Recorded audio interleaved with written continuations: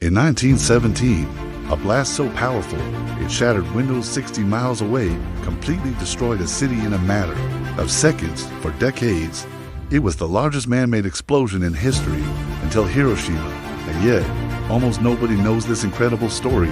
It all happened in Halifax, Canada, during World War I. It was a crucial, bustling port, absolutely packed with ships carrying troops, ammunition, and vital military supplies.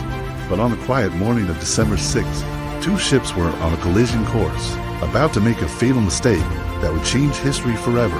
The Norwegian ship, the SS IMO, was leaving the harbor as the French cargo vessel, the SS Mont-Blanc, was entering. As they navigated the narrow channel, a series of miscommunications led to a slow, grinding collision. It didn't seem catastrophic at first, but what nobody on the shore realized was that the Mont-Blanc was a floating bomb. This wasn't just any cargo ship.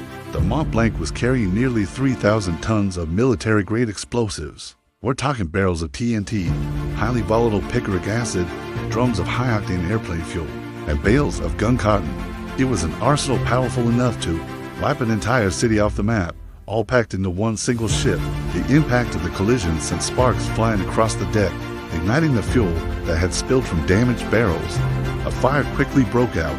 For 20 agonizing minutes, the crew fought a losing battle before abandoning ship.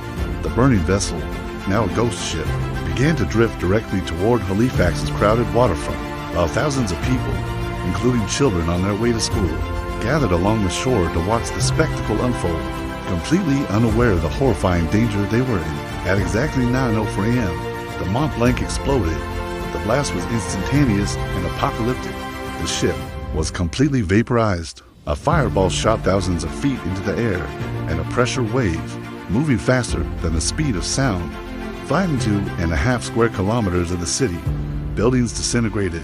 The shockwave was so immense it was felt hundreds of miles away. As if the explosion wasn't devastating enough, the blast displaced so much water in the harbor that it created a massive tsunami. A wave, reported to be over 50 feet high, crashed into the shore moments later, sweeping people, debris, and even entire ships deep into the ruined streets of the city. It was a second wave of absolute destruction. In an instant, over 1,900 people were killed. More than 9,000 were injured, many of them blinded by flying glass as they watched from their windows. Entire neighborhoods were simply erased from existence. To make matters worse, a blizzard hit the next day, burying the ruins in a thick blanket of snow and hampering the rescue efforts. For survivors trapped in the rubble, it was a scene of unimaginable horror.